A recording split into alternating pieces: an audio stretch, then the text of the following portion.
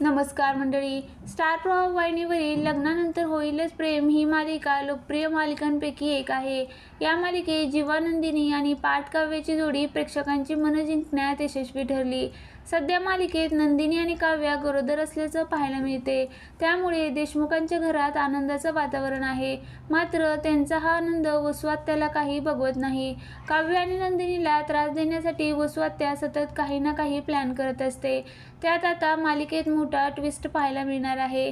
काव्य आणि पार्थच्या नात्यात सगळं काही सुरळीत चालू असताना वसू आत्या त्यांच्या आयुष्यात मोठं वादळ आणण्यासाठी तयारीत आहे. या निमित्ताने मालिकेत एक लोकप्रिय अभिनेत्रीची एंट्री होणार आहे.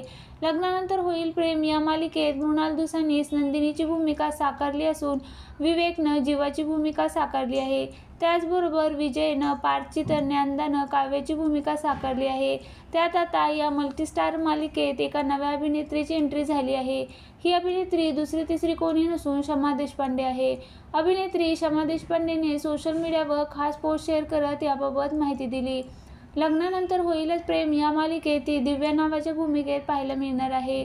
दिव्या पार्थच्या ऑफिसमध्ये नोकरी करणार आहे. त्यामुळे दिव्याच्या एंट्रीमुळे पार्थ आणि काव्याच्या नात्यावर काय परिणाम होणार हे पाहणं महत्त्वाचं ठरणार आहे.